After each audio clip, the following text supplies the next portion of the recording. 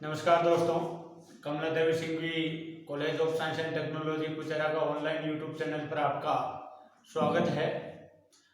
मैं घनश्याम आपको हिस्ट्री के बारे में पढ़ा रहा था। मारवाड़ रियासत के बारे में हमने पढ़े थे।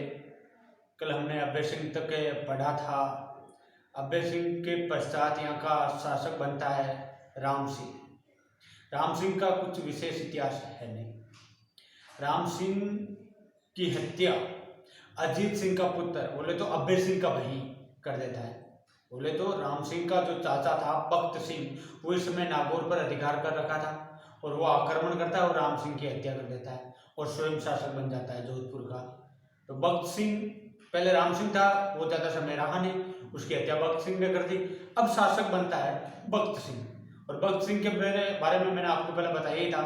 इसने अपने पिता अजीत सिंह की हत्या की थी। इसके कारण बख्त सिंह है, वो कहलाता है मारवाड़ का पितरहंता। मारवाड़ रियासत के अंदर दो पितरहंता हुए हैं। पहला हुआ है मालदेव और दूसरा हुआ है बख्त सिंह। मालदेव के बारे में हमने चर्चा कर ली थी और ये है बख्त सिंह। इसका भी ज़्यादा कुछ विशेष इतिहास नहीं, इतना ही ध्यान रखना, ये मारवाड़ का दूसरा पितरहंता है। अब बख्त सिंह के पश्चात यहाँ का शासक बनता है विजय सिंह। तो आज हम पढ़ेंगे इस शासक के बारे में। उस शासक का नाम है विजय सिंह। अगर हम विजय सिंह की बात करें तो विजय सिंह के शासनकाल में मराठा सरदार था जिसका नाम आता है जयपाल सिंधिया। मराठा सरदार जयपाल सिंधिया, इस व्यक्ति का या मारवाड़ के अंदर बहुत अत्यधिक मात्रा में राठौड़ों के साथ में संघर्ष हो रहा था, जिससे परेशान हो गया था विजय सिंह। और एक दिन विजय सिंह ने इस जयपाल सिंधिया की करवा दी हत्या। जब जयपाल सिंधिया की हत्या हो गई, तत्पश्चात इस जयपाल सिंधिया की बनाई गई है हमारे राजपूताने के अंदर छतरी। तो ध्यान रखना, जयपाल सिंधिया का जो स्मारक है, या आप ये कह सकते हो कि छतरी है, तो वो छतरी जयपाल सिंधिया की बनी हुई है। गांव का नाम है ताउसर का बास। गांव का नाम है ताउसर का बास और ये गांव है आपके मेड़ता के पास में। यहाँ पर बनी हुई इसकी छतरी। मेड़ता आता है आपके नागौर के अंदर। यहाँ पर बनी हुई है जयपाल सिंधिया की छतरी। पहली बात तो ये ध्यान रखना, किसके काल में? विजय सिंह के काल में। ये जो विजय सिंह था ना, ये विजय सिंह, थोड़ा सा देखो ध्यान देना, ये विजय सिंह बुढ़ापे के समय एक व्यक्ति आता है जिसका नाम आता है अंताराम ओसवाल। इस अंताराम ओसवाल की पुत्री थी। उस पुत्री के चक्कर में पड़ गया था विजय सिंह और उस पुत्री का नाम था गुलाब राय। ध्यान रखना, गुलाब राय। इस गुलाब राय को विजय सिंह ने शुरुआत में अपने दरबार में एक नर्तकी के तौर पर रखा था। बहुत अधिक सुंदर थी, जिसका प्रभाव पड़ा विजय सिंह पर। और कुछ दिनों पश्चात इसी गुलाब राय को विजय सिंह ने बना लिया था अपनी उप पत्नी, या आप ये कह सकते हो किसे बना लिया था? पासवान। पासवान या उपपत्नी कैसे बनती थी उसका घटना मैं थोड़ा सा बता देता हूं आपको, कि अगर किसी दरबार में कोई दासी रहती थी, उस दासी की सुंदरता से अगर शासक खुश हो जाता, तब शासक उस दासी के पैर में चूड़ी पहनाता था। अब वो चूड़ी पहनाने के पश्चात वो जो दासी थी वो श्रृंगार कर सकती थी, और चूड़ी पहनाने के पश्चात वो श्रृंगार कर सकती थी, और जब वो श्रृंगार शुरू कर देती थी तब वो राजा की उपपत्नी या पासवान कहलाने लग जाती थी। तो विजय सिंह ने इस गुलाब राय को बना लिया था अपनी पासवान। यहां तक तो ठीक है, ठीक। अब पासवान तो बना लिया, लेकिन ये पासवान बनने के पश्चात इसका विजय सिंह पर इतना अब प्रभाव पड़ा कि दोस्तों क्या बताऊं आपको, कि बताते हुए अच्छा नहीं लगता, लेकिन बताता हूं। ये गुलाब राय इस विजय सिंह को, एक जो शासक है उस शासक को भरे दरबार में अपनी चप्पल उतार करके मारती थी विजय सिंह को पासवान गुलाब राय। जब भी शाही सवारी निकलती थी तब विजय सिंह के साथ में गुलाब राय उपस्थित रहती थी, न कि इस विजय सिंह की रानी। इतना इसका प्रभाव था। ये गुलाब राय जब इच्छा हुई विजय सिंह को वहां से जो राजगद्दी होती थी उससे हटा देती थी, मारना शुरू कर देती थी। जो चाहे वो काम विजय सिंह से ये गुलाब राय करवाती थी। हुआ ऐसा कि विजय सिंह और गुलाब राय की कोई संतान ही नहीं हुई। संतान नहीं होने पर इस गुलाब राय ने, एक व्यक्ति आता है, नाम आता है जिसका मान सिंह, उस मान सिंह को ले लिया गोद। किसने लिया? गुलाब राय ने गोद ले लिया और इस मान सिंह को गोद लेकर के इसने विजय सिंह से इस मान सिंह को उत्तराधिकारी घोषित करवा दिया।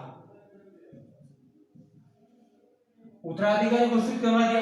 अब देखो गुलाब राय के संतान नहीं है, नई संतान विजय सिंह के, फिर भी गुलाब राय के कहने पर मान सिंह को उत्तराधिकारी घोषित करवा दिया। समझने वाली बात है कि क्षेत्रीय वंश में पहली बार ऐसा इतिहास देखने को मिला है कि जिसके रगों के अंदर राठौड़ी खून न हो फिर भी वो उत्तराधिकारी बन गया। विजय सिंह ने तो इसके कहने पर बना दिया उत्तराधिकारी, लेकिन जो राठौड़ी जो सरदार थे उन्होंने इस बात का विरोध किया, ये हमारा राठौड़ी खून नहीं है, हम इसे शासक के रूप में स्वीकार नहीं करते। तब विजय सिंह ने इस मान सिंह को गोद लिया और मान सिंह को गोद लेकर के फिर बाद में इसका स्वयं के रक्त से इसका राज तिलक करके इसको उत्तराधिकारी घोषित करवा दिया था। क्लियर है? याद? इस प्रकार से ये गुलाब राय या मारवाड़ रियासत के अंदर अपना प्रभुत्व जमा चुकी थी। राठौड़ी सरदार हो गई इससे परेशान, जिसके कारण एक दिन बड़े दरबार के अंदर राठौड़ी सरदारों ने बीच बाजार के अंदर इसकी करवा दी थी हत्या, राठौड़ी सरदार ने। अब ध्यान रखना, एक ग्रंथ है और उस ग्रंथ का नाम आता है वीर विनोद, और इस वीर विनोद ग्रंथ की रचना की है कवि राजा श्यामल दास। वीर विनोद ग्रंथ की रचना की है कवि राजा श्यामल दास, और इस कवि राजा श्यामल दास ने इस गुलाब राय को उपाधि प्रदान की है। वो उपाधि बहुत बार एग्जाम में पूछा जा चुका है, मारवाड़ या जोधपुर की नूरजहां। मारवाड़ या जोधपुर की नूरजहां किसे कहा जाता है, कई बार एग्जाम के अंदर पूछा जा चुका है। तो ध्यान रखना, गुलाब राय को मारवाड़ की नूरजहां या जोधपुर की नूरजहां कहा जाता है। और कहा किसने था? तो ध्यान रखना, कवि राजा श्यामल दास ने इसको ये उपाधि दी थी। फिर विजय सिंह के पश्चात अगला शासक बनता है मान सिंह। हाँ, एक बात और बता देता हूं, ये गुलाब राय थी ना, इस गुलाब राय ने जोधपुर के अंदर एक तो गुलाब सागर, ध्यान रखना, एक गुलाब सागर और दूसरा जाली, सॉरी रानी की बावड़ी, गुलाब सागर और रानी की बावड़ी नामक बावड़ी का निर्माण करवाया था गुलाब राय ने जोधपुर के अंदर। तो विजय सिंह के बारे में इतना ही है। विजय सिंह के पश्चात हम आगे बढ़ते हैं। तो विजय सिंह के पश्चात अगला शासक बनता है विजय सिंह का पुत्र मान सिंह, जो गुलाब राय के द्वारा गोद लिया हुआ राठौड़ वंश का अगला उत्तराधिकारी था। तो मान सिंह के बारे में शुरू करते हैं। ये जो मान सिंह था ना, ये व्यक्ति मान सिंह नाथ संप्रदाय का अनुयायी था। नाथ संप्रदाय का अनुयायी था। जब इसे मान सिंह का जन्म हुआ था उस समय एक नाथ संप्रदाय के ऋषि थे जिनका नाम आता है आयसनाथ, और आयसनाथ ने उसी दिन घोषणा की कि आने वाले समय के अंदर ये मान सिंह ये मारवाड़ रियासत का शासक बनेगा। पहले भविष्यवाणी कर दी थी और इस आयसनाथ की भविष्यवाणी सिद्ध हो गई। आयसनाथ की भविष्यवाणी वो सही हो गई। इसके कारण खुश होकर के मान सिंह ने शासक बनने के पश्चात इस आयसनाथ के कहने पर जोधपुर के अंदर एक जगह आती है और उस जगह का नाम आता है महामंदिर।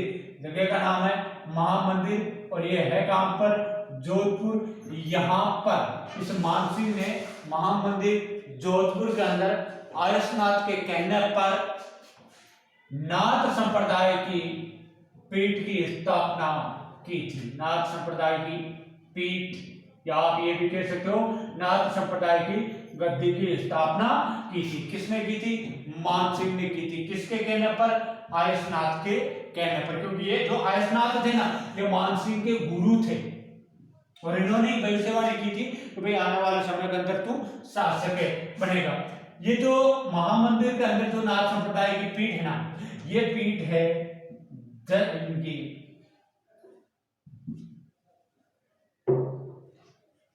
नाथ संप्रदाय की जो शाखा है जिसका नाम आता है कनपटे नाथ, उनके अनुयायियों की ये शाखा है। फिर हम मान सिंह के बारे में बात करें तो मान सिंह ने जोधपुर के अंदर, ध्यान रखना, मान सिंह ने जोधपुर के अंदर मान प्रकाश, जोधपुर के अंदर मान प्रकाश पुस्तकालय का निर्माण करवाया था। किसने करवाया? मान सिंह ने। किसका निर्माण? मान प्रकाश पुस्तकालय का इसने निर्माण करवाया था। क्लियर है यहां तक? इसके अलावा लास्ट बात है, बहुत महत्वपूर्ण बात है, एक अंग्रेज अधिकारी था जिसका नाम आता है चार्ल्स मेटकाफ। अंग्रेज अधिकारी है जिसका नाम है चार्ल्स मेटकाफ। इस चार्ल्स मेटकाफ के कहने पर इस मान सिंह ने, चार्ल्स मेटकाफ के कहने पर मान सिंह ने 1818 ईस्वी में ईस्ट इंडिया, किस कंपनी से? ईस्ट इंडिया कंपनी के साथ में कर ली थी सहायक संधि। ये ध्यान रखना बहुत महत्वपूर्ण रहती थी कि ईस्ट इंडिया कंपनी के साथ में मारवाड़ रियासत से संधि करने वाला शासक कौन था? तो वो शासक था मान सिंह। कब की? 1818 ईस्वी के अंदर इसने संधि की थी। मान सिंह के पश्चात शुरू करते हैं तो शासक बनता है अगला मान सिंह का पुत्र तख्त सिंह।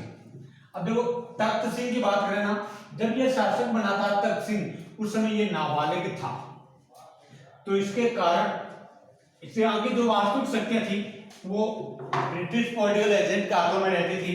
तो बात करते हैं तख्त सिंह। 2016 के अंदर परशुतम शाही का एग्जाम हुआ था, उसमें क्वेश्चन पूछा गया था कि महाराजा तख्त सिंह के राज्याभिषेक समारोह में कौन सा अंग्रेज अधिकारी उपस्थित था? तो ध्यान रखना, तख्त सिंह का जो राज्याभिषेक समारोह हुआ था उस समय उस राज्याभिषेक समारोह के अंदर जो रियासत मारवाड़ है, इस मारवाड़ रियासत का जो पॉलिटिकल एजेंट था, पीए बोला था पॉलिटिकल एजेंट, उसका नाम आता है जॉन लुडलो। जॉन लुडलो ये यहाँ पर उपस्थित था राज्याभिषेक समारोह के अंदर।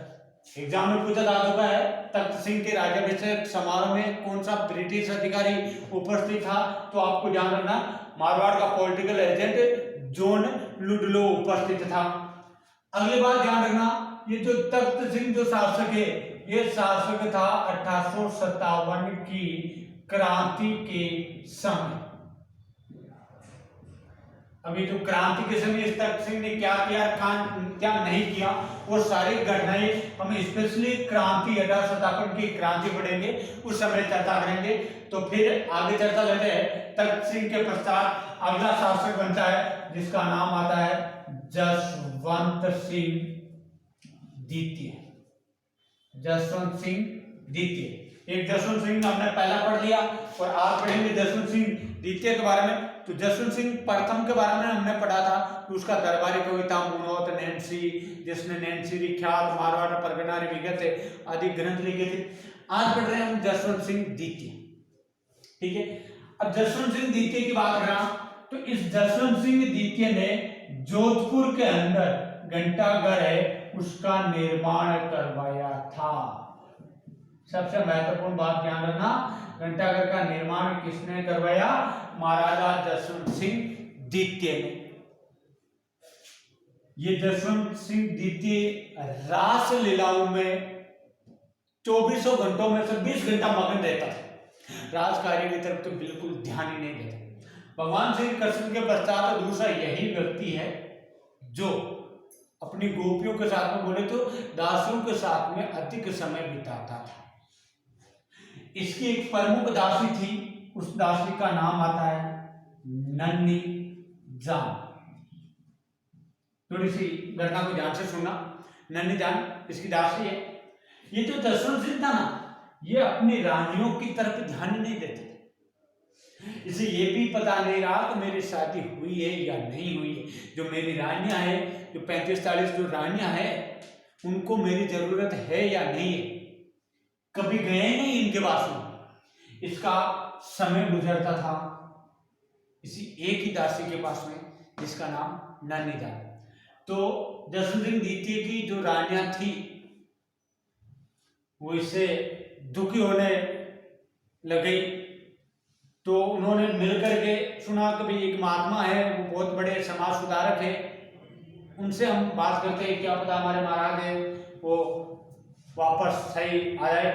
तब जसवंत सिंह द्वितीय की जो रानियां थी, उन्होंने रानियों ने मिलकर के जाती है उदयपुर, और उदयपुर के अंदर उस समय आए हुए थे प्रसिद्ध समाज सुधारक स्वामी दयानंद सरस्वती जी। स्वामी दयानंद सरस्वती जी आए हुए थे। तो स्वामी दयानंद सरस्वती जी के पास में जाती है रानियां, और जाकर के सारा का सारा घटनाक्रम बता देते कि ऐसे ऐसा हमारे वहां पर चल रहा है। जो हमारे जो महाराज है वो हमारी तरफ ध्यान ही नहीं देते हैं, दासियों की तरफ ही लगे हुए रहते हैं, लेकिन हम भी ब्याह करके आए हैं, हमारी तरफ भी ध्यान देना चाहिए, प्रजा की तरफ भी ध्यान नहीं देते। आप चलिए उन्हें वापस जो रास्ते से हट गए, उन्हें पुणे रास्ते पर लेकर के आइए। तब स्वामी दयानंद सरस्वती जी कहते हैं कि आप चलो, मैं कुछ दिनों के अंदर आऊंगा। तो कुछ दिनों पश्चात स्वामी दयानंद सरस्वती आते हैं मारवाड़। मारवाड़ आकर से जसवंत सिंह जी से कहते कि साहब महाराज, मैं आपके यहाँ पर आपके दरबार के अंदर कुछ दिन धार्मिक प्रवचन करना चाहता हूँ, आपसे इजाजत है। तो जसवंत सिंह ने सारी इजाजत दे दी।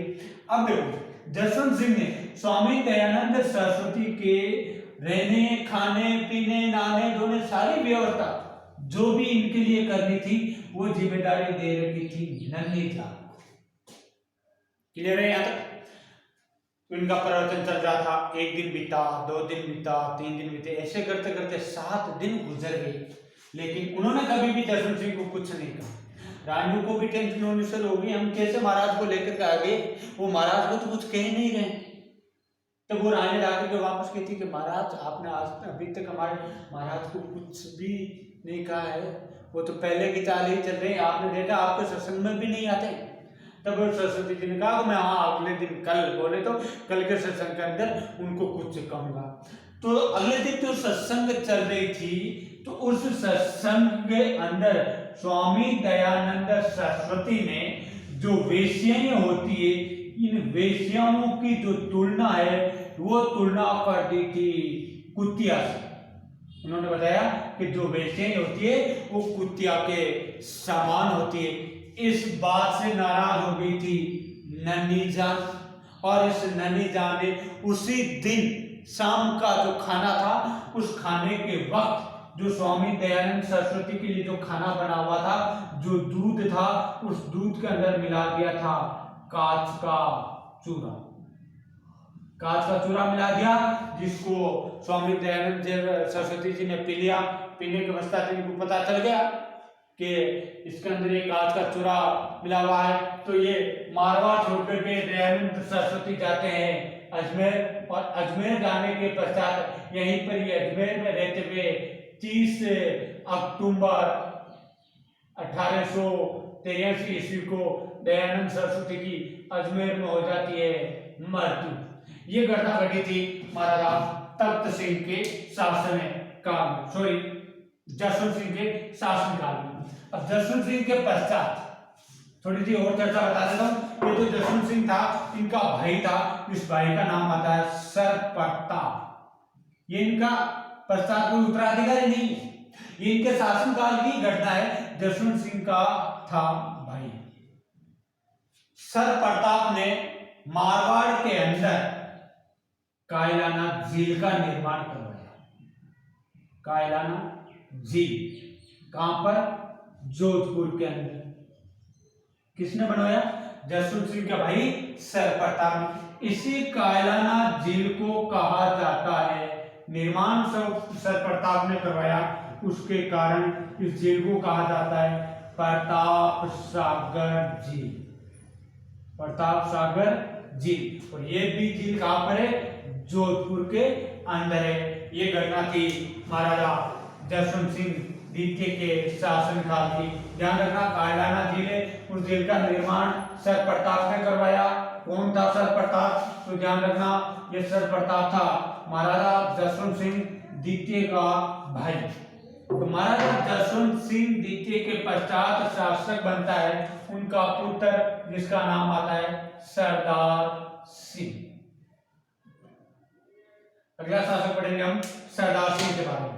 तो ध्यान रखना, सरदार सिंह ने भी ज्यादा कुछ विशेष नहीं किया।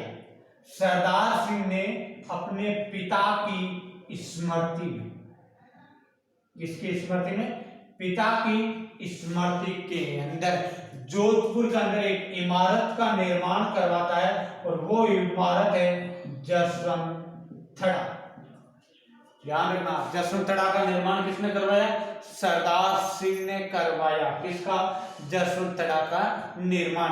किसकी स्मृति में? सरदार सिंह ने अपने पिता जसवंत सिंह द्वितीय की स्मृति के अंदर इसका निर्माण करवाया था। क्लियर हो गया यहाँ तक? फिर बात करते हैं, ये जो जसवंतड़ा है ना, इस जसवंतड़ा को कहा जाता है मारवाड़ का ताज महल। क्या कहा जाता है? मारवाड़ का ताज महल।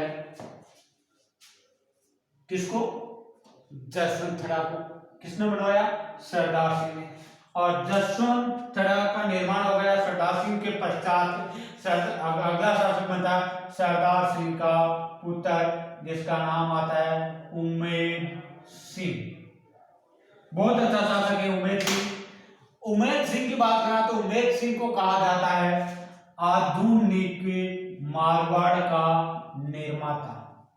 आधुनिक मारवाड़, या आप ये कह सकते हो आधुनिक जोधपुर या आधुनिक मारवाड़ का निर्माता।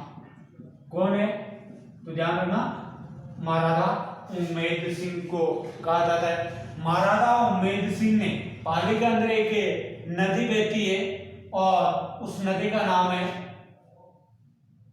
जवाई नदी, और उस जवाई नदी के ऊपर महाराजा उम्मेद सिंह ने एक बांध बनवाया, और उस बांध का नाम है जवाई बांध। कहां पर है? तो ध्यान रखना, ये बांध है जवाई नदी पर। बनाया किसने? महाराजा उम्मेद सिंह ने, जवाई नदी पर, सुमेरपुर के अंदर। सुमेरपुर कहां पर है? पाली के अंदर। यहां पर इस बांध का निर्माण करवाया। बात करें सुमेरपुर किस लिए प्रसिद्ध है, तो ध्यान रखना, सुमेरपुर प्रसिद्ध है सरसों की मंडी के लिए प्रसिद्ध है। ठीक है, सरसों की मंडी के लिए प्रसिद्ध है। जवाई नदी बांध, जवाई बांध कहां पर? सुमेरपुर के अंदर। सुमेरपुर किस लिए प्रसिद्ध है? जवाई से सरसों की मंडी के। ये जो जवाई बांध है ना, ये पश्चिमी राजस्थान का सबसे बड़ा बांध है। पश्चिमी राजस्थान का सबसे बड़ा बांध है। एक तो ये ध्यान रखना। इसके अलावा महाराजा उम्मेद सिंह ने जोधपुर के अंदर उम्मेद महल का निर्माण करवाया। किसका निर्माण करवाया? उम्मेद महल का, या आप ये कह सकते हो उम्मेद भवन का निर्माण करवाया। उम्मेद महल या उम्मेद भवन का निर्माण करवाया किसने? महाराजा उम्मेद सिंह ने। इसी उम्मेद भवन या उम्मेद महल को कहा जाता है सिटी पैलेस। क्या बोला जाता है? City palace. देखो सिटी पैलेस या मारवाड़ के अंदर भी है, जोधपुर के अंदर भी है, उदयपुर के अंदर भी है, लेकिन अपन ध्यान रखना, हमको जिसका ध्यान रखना है वो है मारवाड़ वाला सिटी पैलेस या उम्मेद भवन। तो इसका निर्माण किसने करवाया?